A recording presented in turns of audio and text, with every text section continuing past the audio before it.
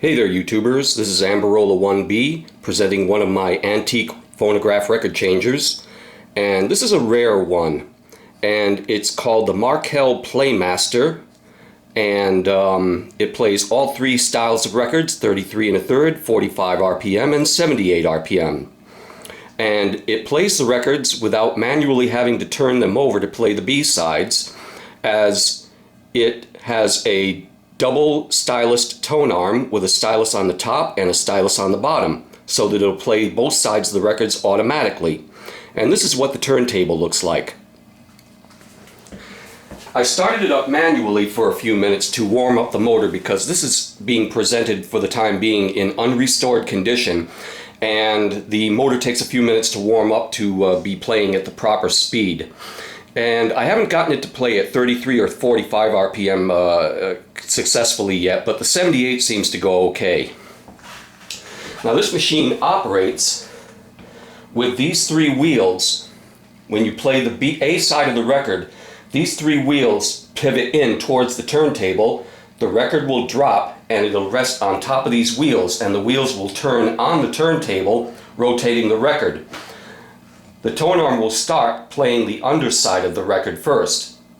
When the first side is done and the tone arm goes into reject mode, these three wheels pivot out of the way and the record will drop onto the turntable, and the tone arm will go back onto the record and play the B side. Now this machine has three different modes of playing records. Manual, to play two sides of the record, meaning the underside and the upper side, or one side at a time. This is the record shelf, which can be pivoted to play 12-inch records, 10-inch records, and with this little adapter here to play 7-inch 45 RPMs. Now the 45 RPMs can't be played with the double record changing mode because the records are too small, and when these pivot in, they won't rest underneath the record. But anyway, I wanted to play a 78 all the way through, and to demonstrate it. Now I demonstrated a record the other night, and it sounded like it had the correct stylus on there. I'm just not quite sure. And I'm going to be playing this through my eMud radio, which, as you'll see over here, is the radio I have hooked up to the turntable, and I have it in phonograph mode so that I can play the record through the proper input through the radio.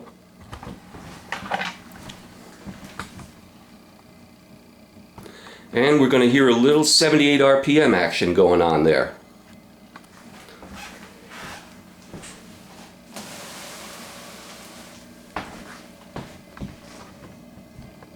Okay, now that I got that situated, I'm going to press the reject mode, and hopefully these three wheels will pivot inward correctly. Sometimes this one here has a tendency to be sitting in the wrong position, and it'll slow down the turntable, so I'll have to maybe move in and correctly position it. But anyway, this is what the record changer looks like going through the motions and playing a record.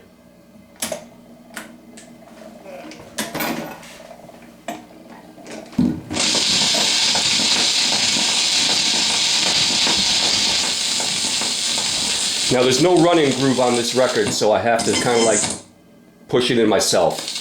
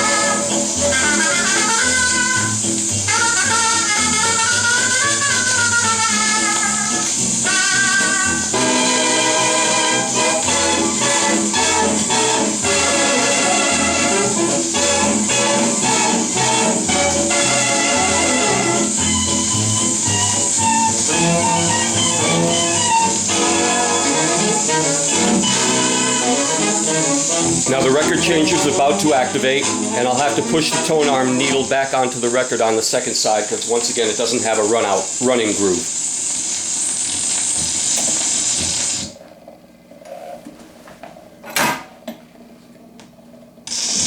There we go, it did it itself.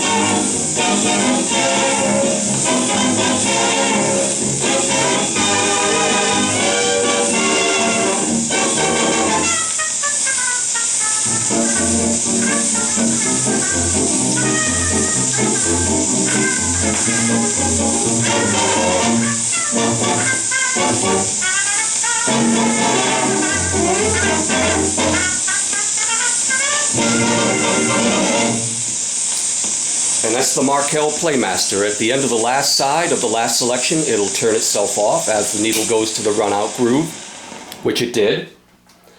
And the phonograph was given to me by a friend who works as an old radio repairman with a friend of his, and they operate a shop in Putnam, Connecticut. And he collects old radios and TVs, and he's collected some old record changers. Now, my main collecting interest is antique wind-up phonographs, as I will show you if I remove my camera from the tripod here.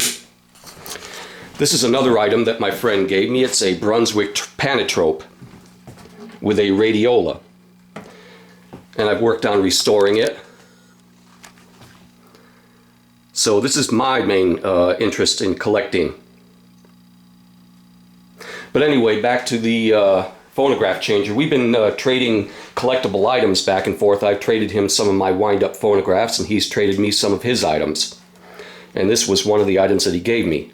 Now, this phonograph came with a spare head shell, and this one is empty, but he said it can be equipped with a dual cartridge.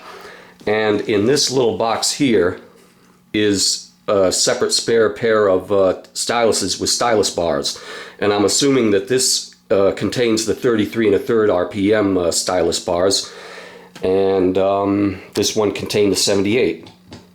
Now, this machine is in a little rough shape, and it needs to be repaired mechanically as well as cosmetically. Now, you can see it does look kind of rusty, and the paint is coming off, and it's in a little bit tough shape. The metal needs to be polished. And on the record stacker shelf, if you can see down here, there's a little piece of plastic missing here, and I'm going to try to repair that and replicate that with some Bondo. I'm going to try to do it. I don't know if I'll be successful, but I'm going to try. And hopefully in a future video I'll get this machine looking and running almost like brand new. There's the little nameplate there, Markel Playmaster. And I also have the Sam's Photo Fact booklet that came through the mail through eBay. And this is a little blurb at the bottom of the cover page. And if you pause your YouTube clip that you're watching right now, you can read this and then continue on with the video. So anyway, the last selection you heard was on a Decca Sunburst label called Hot Lips by Henry Bussey and his orchestra. One of those early Decca Electric records, probably from the mid-1930s, probably 1934 to 1935. And that's my video of my Markel Playmaster.